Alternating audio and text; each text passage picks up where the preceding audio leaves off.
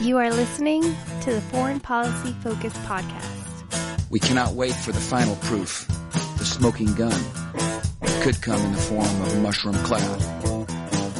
Haven't you driven enough people from their homes already? Bulldoze their villages, seize their property under laws they had no part in making. Now working in Libya with friends and allies, we've demonstrated what collective action can achieve in the 21st century. Now the host of the show, Kyle Inslee. This is episode 322 of the Foreign Policy Focus podcast. On today's show, I'm talking about weapon sales and the role the U.S. plays and what happens when U.S. weapons are sold across the world. I want to talk about John Bolton's position on North Korea and how dangerous that could be for talks with North Korea. And want to update the fight against ISIS in Syria that we've been told time and time again is almost over. Share the show or recommend it to a friend. I usually say the best place to find online is at the Libertarian Institute, but the site has been down for the past few days. Everything's all right over there. They're just working on the servers. I'm sure it'll be up again soon. But until then, I'll be sharing the show from the show's website, foreignpolicyfocus.libsyn.com. Also, the LP Mises Caucus runs most of my content, both the daily news roundup and the show. So check out that website and you can find my stuff there. If you want to donate to the show, you can do that at patreon.com/foreignpolicyfocus. I put out bonus content every now and then that you get access to. All right, global weapon sales reports for 2018 are out, and no surprise, the U.S. is again the world's leader. I believe slightly expanding their total share of the global market. Overall, in the past 5 years, the average has increased. If you look at the 5-year average, 13 to 18 versus 12 to 17, it's about a 7% increase. So, we already had this gigantic weapons market, and yet we're still increasing it with more and more export. And this only looks at exports, by the way. Of course, there's, an increase in the number of weapons we continue to buy in the United States from our own weapons makers. Now, other world leaders in selling weapons were France, the UK, Russia, and China, those in no particular order. Russia, I believe, slightly reduced the number of weapons, over the 5-year averages like the United States by, I think, about the same as the United States, 7%. I don't know if that reflects a greater shift in Russian foreign policy or the possibility maybe that China, who has greatly improved, I believe, I guess improved isn't the right word, increased, the amount of weapons they sold, I think nearly doubling it. So, maybe Russia is losing out to some Chinese markets or something like that. Now, with all these weapons being sold, a question could be raised, where are those weapons going? And it seems most of them to the Middle East. The biggest buyer of weapons in the entire world is Saudi Arabia. Something people don't realize, which to myself I find shocking too, is that if you look at official defense budgets, Saudi Arabia is third, not Russia. Russia is number 4 now. It's actually US 1, China 2, Saudi Arabia 3. And from my understanding, Saudi Arabia has no or very little defense industry of their own. And so pretty much everything they're doing, other than, operation budget, so like the war in Yemen, is just buying weapons from other countries. From my understanding, the Saudi military, it still isn't all that robust. They have these, fancy planes, and I think some of the recent purchases from the U.S. are ships and, bombs that they're using in Yemen. But, we've seen, and, maybe this is just one of those impossible counterinsurgency things, but they certainly haven't been able to make any real progress against the Houthis in the past 4 years. And most assessments I read say that, they really don't have the military capabilities, even along with the coalition, with the UAE, to really counter Iran either. So it is maybe head scratching a little bit, that, what is Saudi Arabia actually doing with all these weapons they're buying? And I think it gives a little bit of legitimacy to the argument that Saudi Arabia is really only buying these weapons for political reasons. It's not actually about using them in war, although, they certainly can. But they want those weapons to then be close to U.S. weapons makers, because what do U.S. weapons makers have a lot of? And that is influence in Congress and over U.S. foreign policy. So I guess, when we bring this back home a little bit, the most important thing here, I think, to realize is that there are people in the United States, not you, not me, but people in the United States who are making a lot of money on this policy. Saudi Arabia buys billions of dollars worth of weapons. Israel, even, through money coming from the United States, buys billions of dollars worth of weapons. The Emirates do.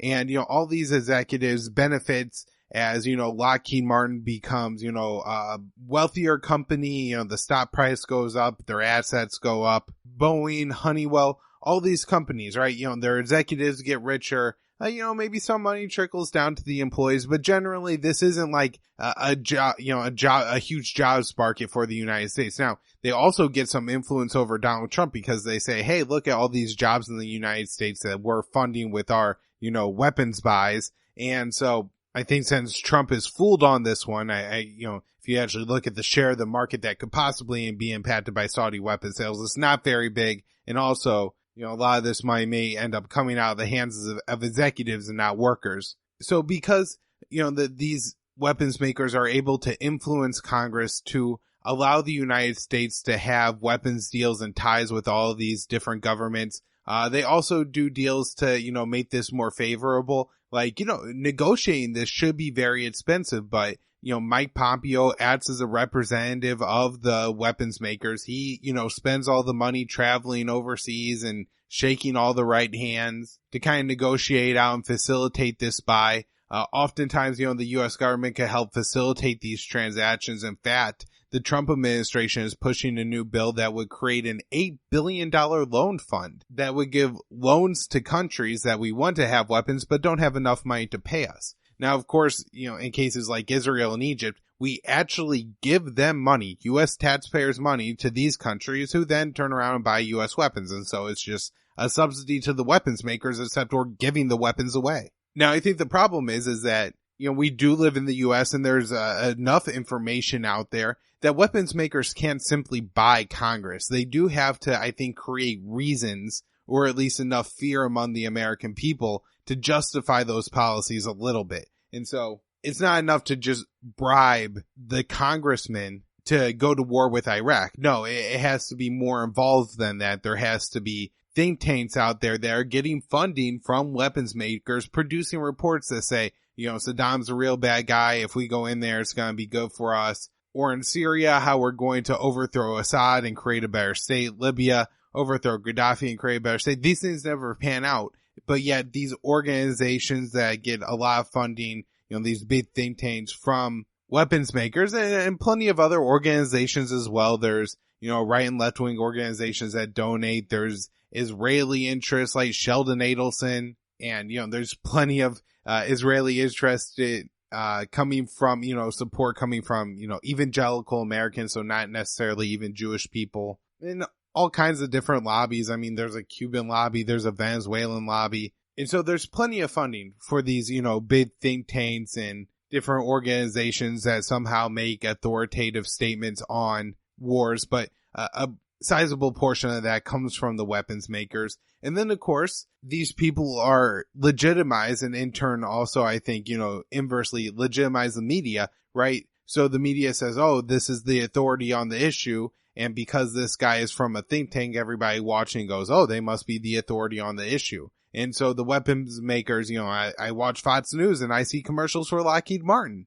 And I say, isn't it interesting that the host of the show just advocated for a policy for more war in Syria, which would mean more weapon sales for Lockheed Martin, which, helps to justify our ties with Assad and Israel and all this other need for U.S. support and weapons to the Middle East. And the guy from the think tank that they had on the show also happened to receive some funds from, this weapons maker. So, they are not the whole cycle, right? We could point to all these other lobbies and influence that have similar interests and push for similar policies. But certainly the weapons makers do. And they, on the back end benefit big time because, these weapon sales are massive. And, we're right now just talking about the ones overseas. We're not even talking about how, they're able to lobby Congress to make weapons for our own government. Before I wrap up, I do want to talk about the morality of the whole thing and the actual impact overseas. So one, I think the policy is probably clearly immoral, right? And pretty close to criminal. If you know somebody's going to use a weapon to go murder people who don't deserve it, then you probably have some responsibility for that murder. I understand you find some nuance in cases like that, but if we look at a situation right now, like the situation in Yemen, where it's understood that the United States needs to continue to supply the Saudi army with weapons and different kinds of, technical support and maintenance and all that, but all kind of wrapped into these weapon sales to continue that war. If we withdrew their support, it couldn't go on for very long. And what is being done in Yemen is a blockade of the country. The people are starving to death. Saudi Arabia is carrying out atrocities in that country. We're looking at, I think just this week they bombed a house of innocent people and 21 dead. I think a couple adult men and women, and then, just a ton of children. Absolutely tragic. And so this is, right now, if you sell Saudi Arabia a bomb, it's almost a guaranteed outcome that this is what it's going to be used for. And so, I think it's pretty hard to, not find some criminal liability in there for, the weapons makers and the U.S. politicians who are voting for this policy. Ideally, I understand it's not going to happen with the corrupt U.S. criminal justice system. But I do think that's, the principled libertarian stand. Now, practically, the policy is just stupid. I mean, in cases like Egypt and Israel, Saudi Arabia, it's clear what we're doing. We're selling them weapons that they're using to oppress people, whether it's the Israelis to what they do with the Palestinians, and certainly the Egypt government pulled off a military coup and, used force to quell that civilian population. And so I think long-term effects of this, of course, is you radicalize people across, these regions where the oppression happens, and you end up with blowback directed towards the United States. This was certainly a complaint of Osama bin Laden and his followers. You also have situations like, we built up this Iraqi army, and then they really didn't want what we gave them, so they abandoned it to ISIS, and then you had ISIS, having a whole bunch of arms and weapons and everything like that. So, that's another example of how this policy really goes wrong. You have cases, now where U.S. weapons are essentially being used against U.S. interests.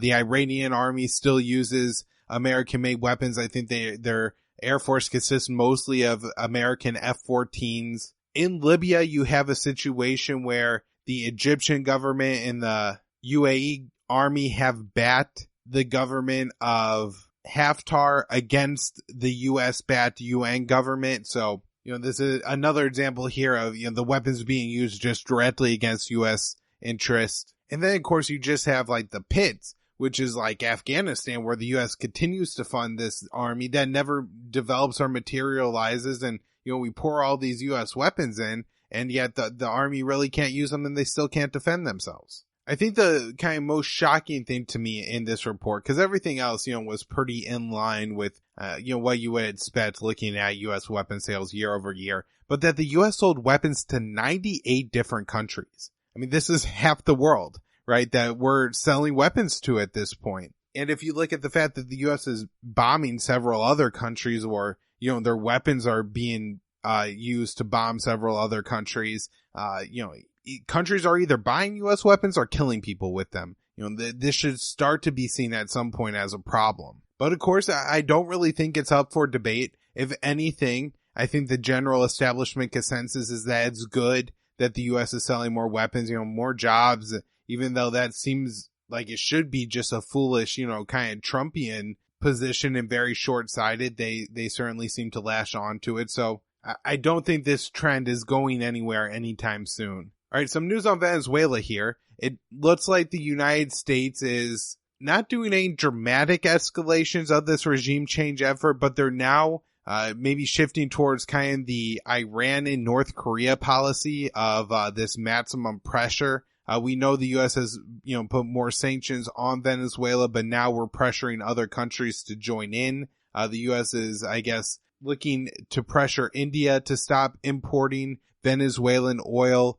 What's kind of happened here is that Venezuela exports oils to countries, but some of the oil exports, like to China, are only repaying Venezuelan debts. They're just trading that oil for to pay off their debts. And so exports to India are very important. India is a huge and growing market, and Venezuela isn't greatly in debt to India, so then they actually get some money in return. So the U.S. thinks that this could be a way to really cut off funds to the Maduro government. And I think they're talking secondary sanctions. So basically this would mean that if an Indian company imported Venezuelan oil, the U.S. would then sanction that company. And so it would basically, it's an intimidation thing to say that, hey, if you import Venezuelan oil, you get cut off from the U.S. market. Okay, monitor the Venezuelan response and see how hard the Trump administration is willing to push this one. The more the U.S. uses these sanctions, I think the less likely it is that the other countries will comply with them, especially as they become more and more inconvenient to their own economies.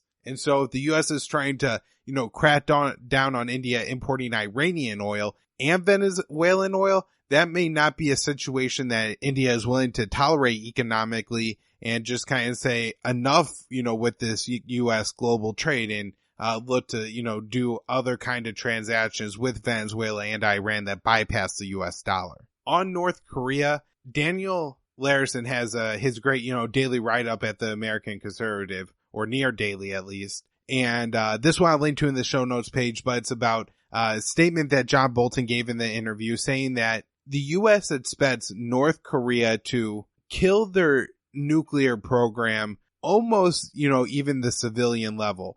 He's talking about ending North Korea's capability to enrich uranium. So who knows what that means, how many, centrifuges North Korea would be allowed to keep spinning, if any at all. He wants North Korea to eliminate their capability to refine the plutonium, I believe to shut down the heavy water reactor that they have, and also to dismantle their current warheads and their chemical and biological programs. So this is, really a huge ask. It's basically, saying North Korea, you must give up all of your WMD capabilities. And, oh yeah, the United States is, gonna keep all of theirs. And of course, the other issue here is this is basically asking North Korea to do what Iran did. And then the U.S. backtracked on their agreement with Iran. So when, they went up front and destroyed their centrifuges and got rid of their enriched uranium stockpile and destroyed their heavy water reactor, the U.S. then put sanctions back on them. And so I think North Korea, from that example, probably isn't looking for this we give up everything up front agreement and then you comply with sanctions relief, and will look for and have put out that they're looking for a more step-by-step, we'll give up some nuclear warheads in exchange, you allow these products to enter our country. I see this as, and Daniel Larison points out as well, real potential poison pill for the whole talks with North Korea. And hopefully somebody sensible is able to talk to Donald Trump and be like, look, this John Bolton guy is nuts. He's lining up a deal right now for the North Koreans that there's no way they could accept. And if you were in their position, you would absolutely understand why they wouldn't. And it's simply too dangerous for them to, give up all their stuff up front and expect no sanctions relief first. After the summit in Hanoi, Mike Pompeo apparently stopped off in the Philippines to reaffirm the U.S.'s defense pact with the Philippines. And so this is most significant, of course, in the Philippines' relationship with China and their dispute over territorial waters surrounding some islands and reefs in the South China Sea. Now, there is, I think, a real scenario here where the U.S. could get dragged into war, as the Philippines have kind of looked to develop some of these reefs and islands out in the South China Sea. And in the past, there was not a super hostile, but a standoff with the Chinese Navy. Now, the Philippines in that case, just withdrew their military or their kind of whatever they were doing on that island. But, if, the president there, Duterte, who may not be the most stable guy in the world, decided that, hey, I got the U.S. backing me, maybe this time I tell Beijing, hell no, I'm doing what I want. And, we get dragged into a military confrontation that way. Now, one very interesting thing to this whole story is that the Philippines defense minister, in response to this, says, hey, I actually want to review our defense pact with the United States because, maybe it seems more likely to him that the U.S. sailing our warships through the Taiwan Strait could end up in a situation where the U.S. goes to war on behalf of Taiwan and then drags the Philippines into a conflict with Beijing. And in fact, Duterte, under his presidency in the past few years, has at least flirted with the idea of moving towards China. All right, Syria. The U.S. is still defeating the last pocket of ISIS, and it's been, 8 or 9 months now, I think since last May or June. And thousands of people continue to surrender, and yet ISIS is not completely defeated. So it's kind of head scratching as to what's actually going on the ground. The reporting doesn't seem to line up with what the actual scenario could be, but it does seem that the actual, raise the ISIS flag area is pretty much gone at this point.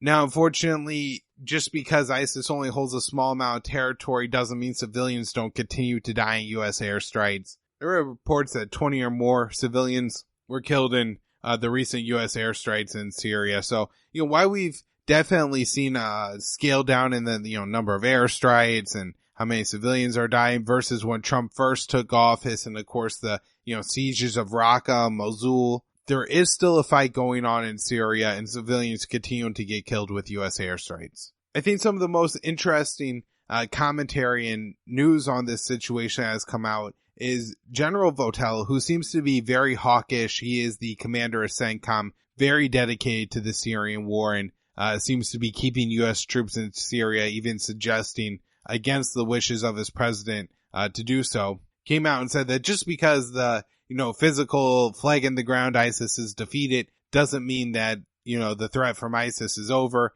And, this is certainly true, I guess, in the sense that, ISIS is going to turn back into an insurgency and continue to carry out attacks in Iraq and Syria in the years to come. And who knows if they could inspire more lone wolves in other areas of the world, or if that power of theirs is, hopefully now completely gone. And so maybe in that sense it's right. But I think, this is going to kind of be the line used to justify a perpetual U.S. presence in Syria and Iraq. And simply, the U.S. presence in Syria and Iraq isn't going to be what prevents another ISIS uprising or, more ISIS attacks from being carried out. In fact, if the U.S.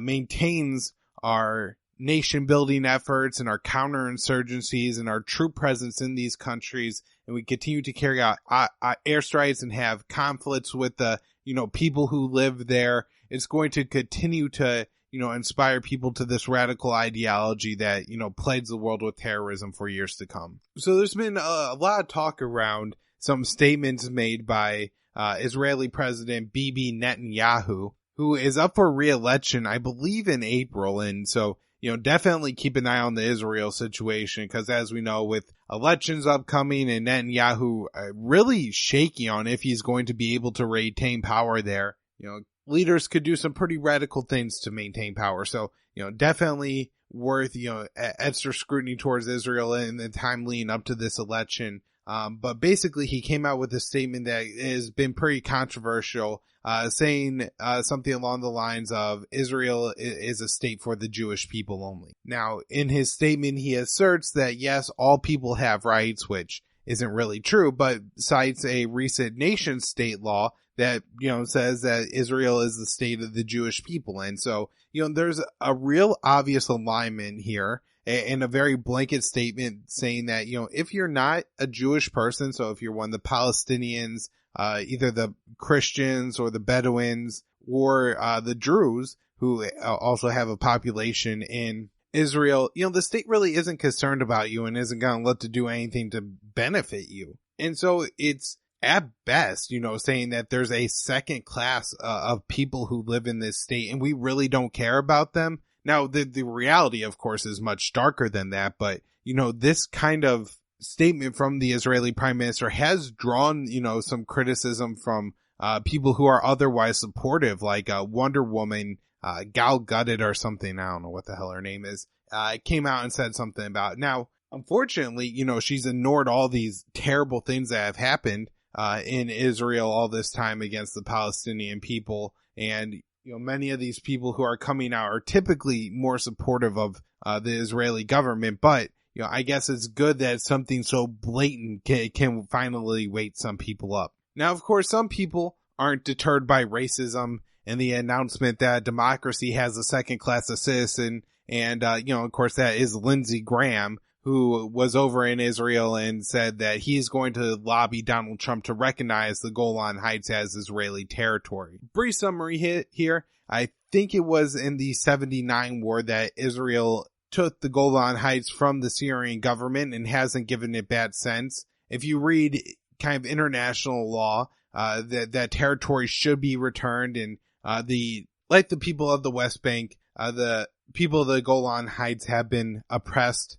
by the Israeli state. This is a sovereignty issue with Syria, and if the U.S. makes this recognition, it could create more hostility between the U.S. government and the Syrian government, and the Israeli government, unnecessarily so. Not that the status quo is a good situation where you have Syria contesting Israel for the claim to this land. This could certainly, add some fuel to a fire that doesn't need to be increased, especially as we're looking at ramping down and ending the Syrian civil war, at least to some extent here. So anything to increase conflict anywhere near Syria, not a good thing right now. The fear, of course, is that Donald Trump seems relatively simple-minded about these issues, and they put up pictures of him in Jerusalem and around Israel saying, oh, he's such a great leader and such a great friend of Israel. And that kind of flattery really seems to be something that Donald Trump liked. So I am concerned that, this could. All right, everybody, that's it for the show today. Find the show online at foreignpolicyfocus.libsyn.com. Facebook is at Libertarian Union. Twitter at KYAAALE. It's all the different podcatchers, YouTube, and everything like that. So subscribe to the show there, rate and review it. Immersionnews.com is the name of my website. And then I have minds.com/immersionnews, and then patreon.com/foreignpolicyfocus.